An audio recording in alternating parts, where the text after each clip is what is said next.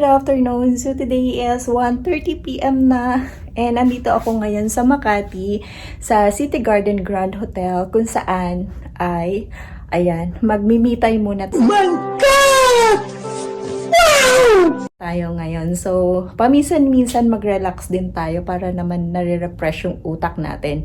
And right now, magro-room tour muna tayo dito sa kanilang room. So actually, itong room na to is superior room siya, which is 4,400 ang per night niya. And right now, ito-tour ko muna kayo. Actually, hindi pa ako nagla-lunch, hindi pa rin ako nag-breakfast. So, itutur ko muna kayo kung ano yung itsura ng loob ng hotel nila. Okay? Ayan guys, so right now, gumamit ako ng mic kasi medyo lalayo ako sa camera. So, syempre, kahit nasa hotel tayo, so, kailangan muna nating ayusin yung bed para naman pag natulog ka mamaya. Actually, pag nasa hotel kasi ako, hindi ako everyday nagpapaklean. So, kailangan kahit nasa hotel. Although may mga housekeeping naman na lilinis. So, ayaw kong iasa everyday sa kanila yung paglilinis. So, ang importante lang sa akin is yung bathroom. So, ayan. Okay na yan kahit ganyan lang. And, today is papakita ko kasi meron etong view na to. Ayan. Meron niyang city view doon. Kaya lang, yung ibang room, meron siyang pinaka-city view talaga. Ito kasi another hotel yung ano niya, yung view niya. So papakita ko sa inyo. Open ko lang siya.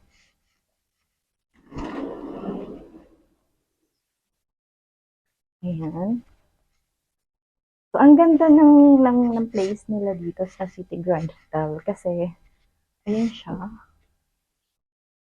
Ayan.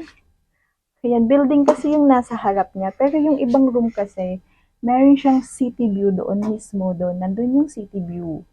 So, ayan. Kita niyo yung swimming pool nila, oh. Ganda. Diba? Ayan yung swimming pool ng kabilang hotel. Hindi ko lang sure kung anong pangalan ng hotel na yan. I'm Hotel ata siya. Basta hindi ako sure. Pero hotel din siya. Yan mismo. So, mamaya, itatry ko yung swimming pool nila kasi dito sa City Garden Grand Hotel meron silang roof deck which is located siya sa 32nd floor and nandun din yung swimming pool nila. So pupunta ako ngayon mamaya actually mga 3 p.m. afternoon na after ko kumain kasi kumukulo na yung tiyan ko. Hindi pa ako nagbe-breakfast and hindi pa ako nagla-lunch. And by the way pala guys, dito sa sa hotel na to, meron silang package na kasama na yung breakfast. So, hindi ko lang sure kung magkano, pero yung kinuha ko kasi is without breakfast kasi since nga na late ako na gumigising, so hindi ko maa-avail yung breakfast na yun. Kaya rooms lang yung inabil ko. And right now, mag-room tour muna tayo dito sa kanilang Supreme room. Ayan. Ayan, pwede mong i-open lahat ng ng cortina. So, nakapatay yung TV kasi since last night, walang signal yung cable nila kaya pinatay ko na lang siya.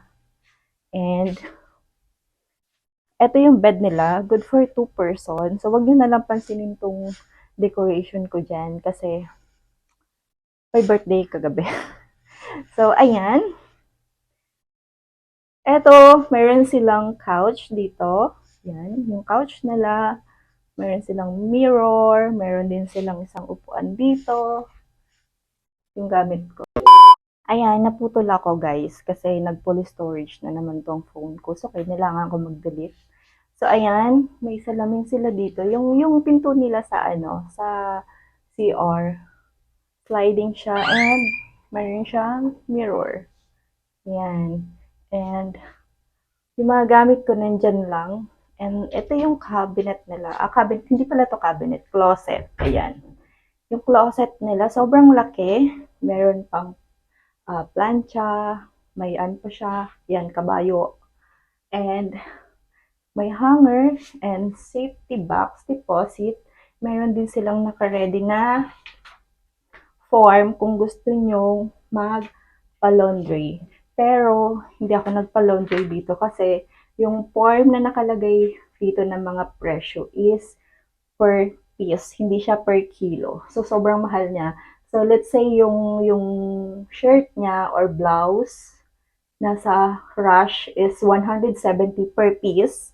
And kapag regular naman, 85 pesos. So, biruin mo yon 85 pesos per piece. So, paano pala kung 5 peraso siya? So, ang mahal. So, para lang to sa mga urgent na needs mo talaga na yung kailangan mong may a-attendan ka ng ano, ng party na kailangan mo na agad yung damit yan. Pwede siya para sa mga urgent. So, ito yung bathroom niya. Yan. Ay, ang kalat ng bathroom ko. Hindi pa ako nagpapalinis ng bathroom. Sorry na. So, ayan. Pasok. Oh, yung mga nakasampay akong tipans. Ayan. Ang kalat ng bathroom ko. Sorry na. Hindi pa ako nagpapalinis kasi nga late ako nagising. And ito yung bathroom nila. Meron din silang bathtub. And yung shower nila, dalawa. Isang ganyan at saka isang dun sa ano, sa top. So, ayan. Ayan yung rooms nila dito sa City Garden Grand Hotel. Ang ganda niya guys, kasi sobrang linis. So, ayan, sobrang komportable lang siya. So, worth it naman yung stay mo dito, to be honest. And, ayan nga, nagugutom na ako. Bago ako aakyat sa taas, magla-light meal muna ako ngayon. And, ito muna yung kakainin ko. Ayaw kong kumain kasi lalaki yung tiyan ko. Siyempre, kailangan pag nag-swimming ako dun, proper yung gagamitin natin pang swimming. Kaya kailangan mag-swimsuit tayo. Sure. Bakit abing ito? Ayan. Kaya sumunod ng aking camera. So, magpapainit ako ng water. Dito ko na nilagay yung initan kasi ginamit ko kasi yung table dun ng isang gabi. Hindi ko pa na ibabalik. So, ito muna tayo ngayon. Magda-diet muna ako ngayon.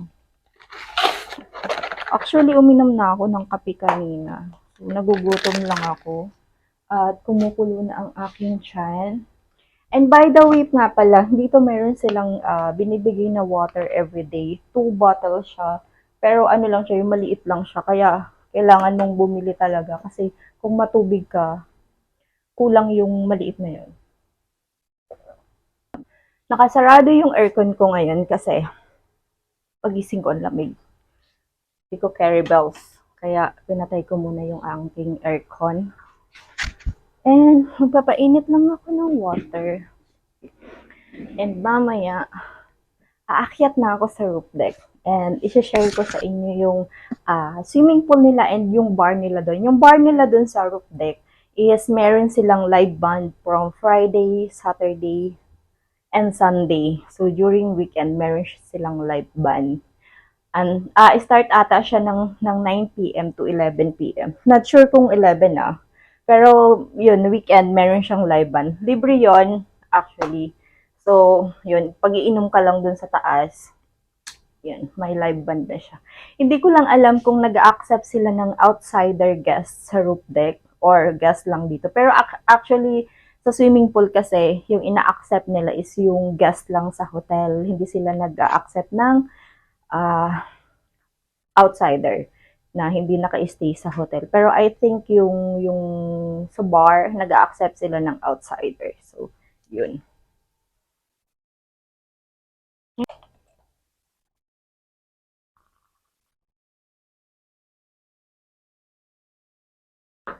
Siguro mamaya na lang ako mag-heavy meal after ko mag-swimming.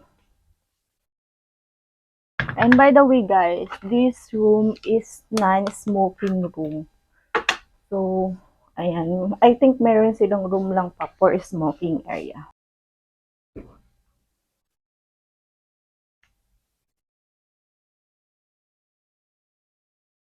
Kain tayo guys.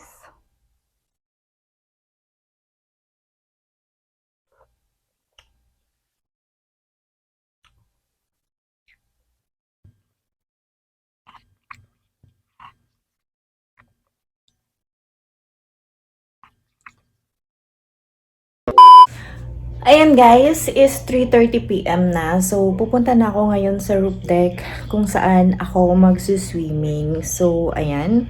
Nakabihis na rin ako right now. And, aakyat na ako doon. And, ito ang aking suot pang swimming. So, syempre, hindi tayo magmamaganda doon. Hindi tayo magtutupis. Kaya, ito yung susuotin ko doon sa taas. Ayan. Shorts at saka ano lang. Ganyan lang. Para simple lang. Let's go upstairs. Ayan. Magdadala ako ng towel kasi para mamaya after ko umahon sa pool is malamig. So, para mayroon akong pang cover. Okay.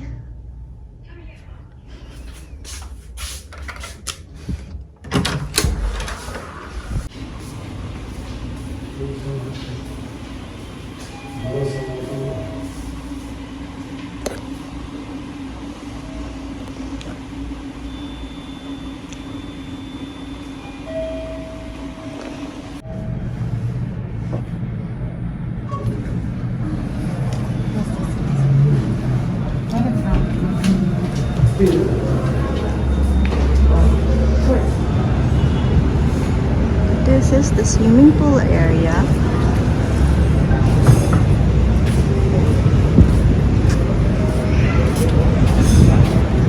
And this is the city view.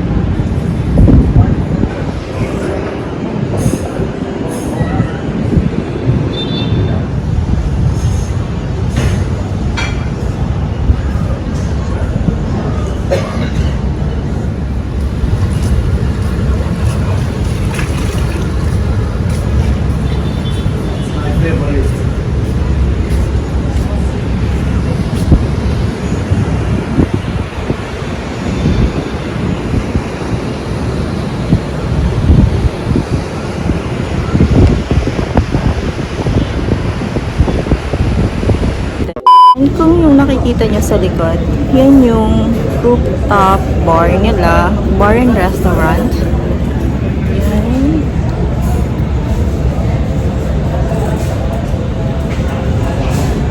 Swimming pool. Higa muna tayo dito guys. Mamaya na tayo mag-ilog sa swimming pool.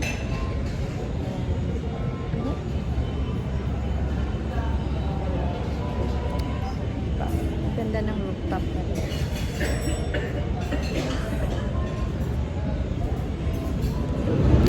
Grabe nakakaloka guys. Actually magpo 4 PM na siya. And dito ako nakapwesto sa medyo makulilong. Merong foreigner din sa unahan ko. And medyo naaarawan yung part dito ko sa may back.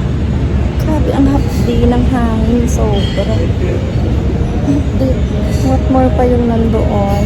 Tsaka yung nandoon. Oh my God. Grabe sila magpatak. Talagang tiis ganda sa init. My God. So, syempre, hindi naman tayo foreigner. Kaya hindi tayo magtitiis ganda sa init. So, mamaya lulublog na tayo. Papapawis lang ako. And then, lulublog na ako. Merong hindi mainit sa part na yun. So, doon ako pwesto mamaya. So, yung yung height ng pool is 4.5 lang. So, carry tayo sa 5 flat.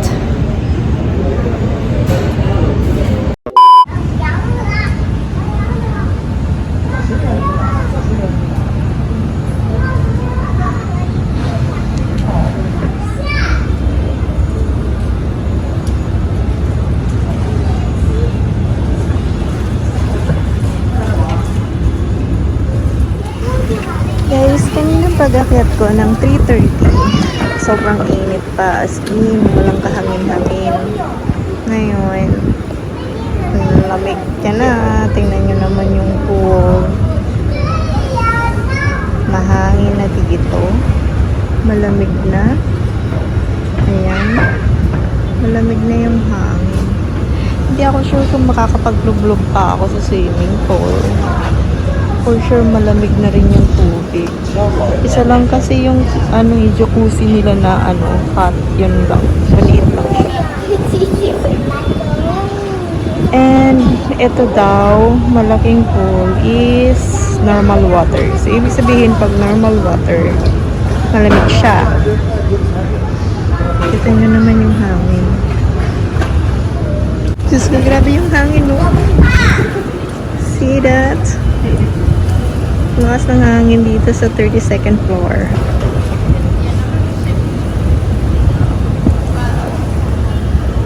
Hindi pa ako nakakalublog pero feeling ko sobrang labig na ng tubig.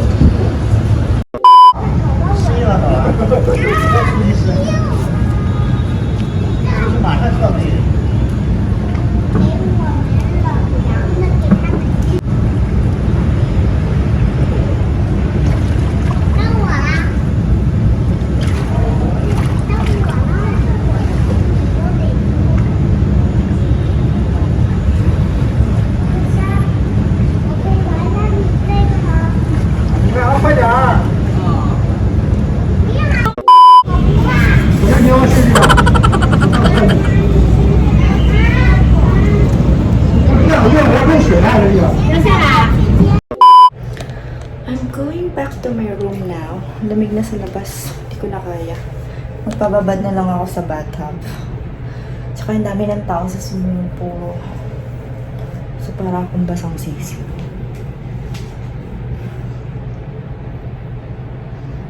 So, here we go.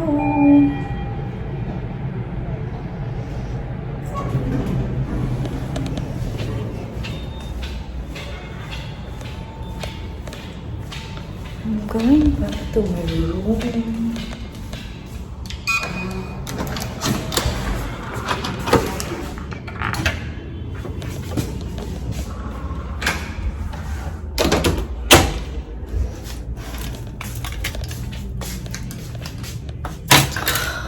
Tumig. So, nakapatay yung aircon ko. Kasi nga, malamig.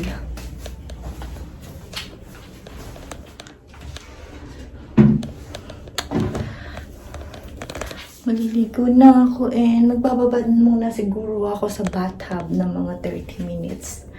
Lamig ng tubig sa swimming pool, promise.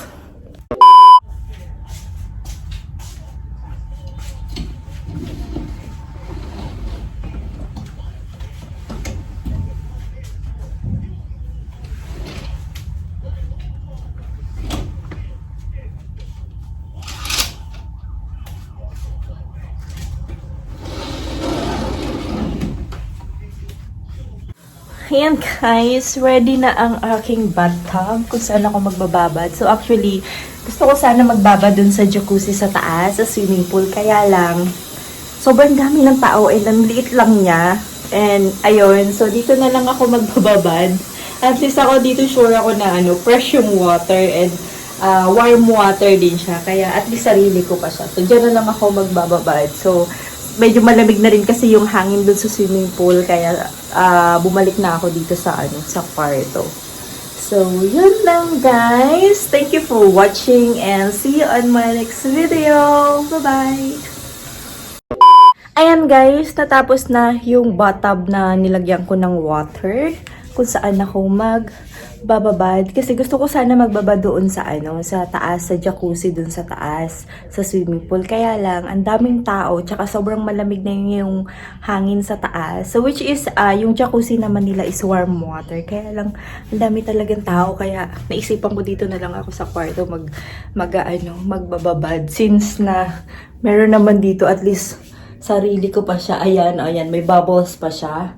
And warm water naman to. Kaya dito na lang ako magbababad. At least, dito sure ko na fresh yung tubig sa taas. Hindi ko alam kung kailan pa yung tubig doon. Kasi nung lumubog ako, medyo nangati yung paa ko. Kaya sabi ko, dito na lang ako magbababad. So, ayan. Ready na siya. And dyan ako magbababad mamaya. Siguro mga 30 minutes o 1 hour. And yun lang guys. Thank you for watching and see you on my next video. Bye-bye!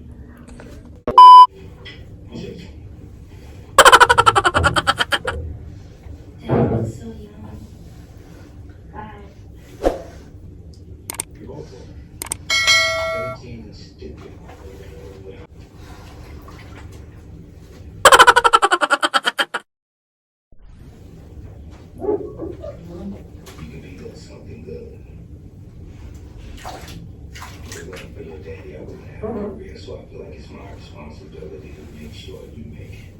I have produced an idea and set you up with.